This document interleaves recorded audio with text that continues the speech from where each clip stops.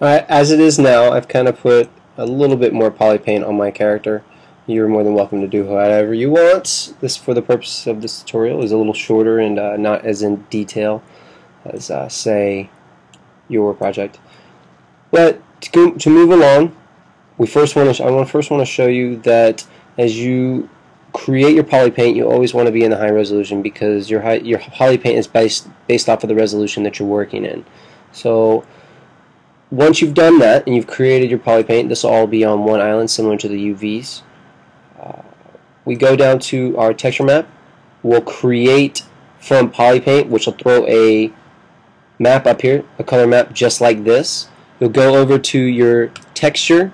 You'll select that particular one that you want, and for my purposes of saving out textures, just to have them in case I lose them, I'll actually go up to texture, save them out. If I need to flip them, I can do that, especially with the normal map. Sometimes they like to be a little fidgety.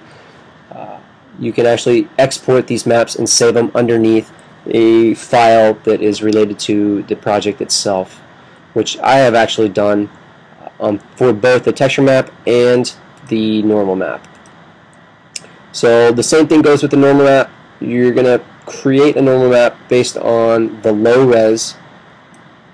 When you're ready, you'll bring it all the way down to the lowest subdivision level. Hit create normal map. You of course can go through all these different features here and figure out what you really need for your particular normal map. Adaptive gives a little bit better normal map look. It does take a little longer to work out and generate. These can be flipped if you need to do so.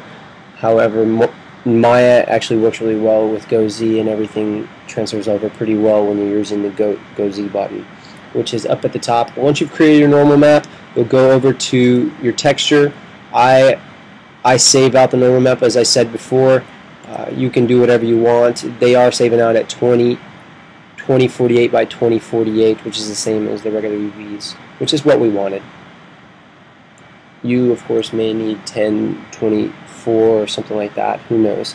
The game limitations aren't as strict on this particular tutorial as they might be in a real-world situation.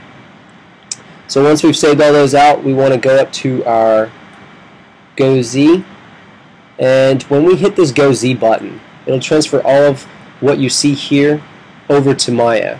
Now the thing about it is, sometimes you want to make sure that your cache, which is where everything is stored, is okay. You don't want it to be deleted, you don't want it to be corrupted, because as you're working through this project, if you delete the cache, then you'll have some issues later on with making sure that this works. That's why I always save out the textures just to be on the safe side up here in case I ever need to change something. Of course, you have made a whole bunch of saves for the actual model itself, so you can always go back in time to fix those issues if you need to.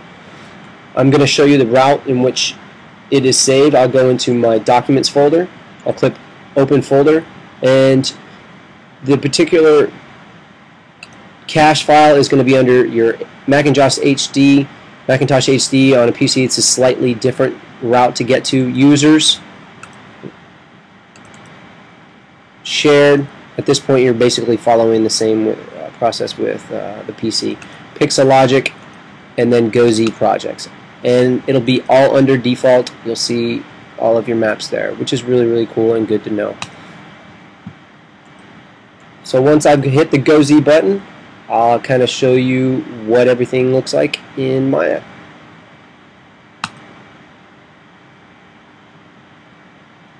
Okay, so now we're looking at our project file. We'll go into it, and here it is. All the files that we need that comes over from ZBrush. We can clear that out. We can select our mesh.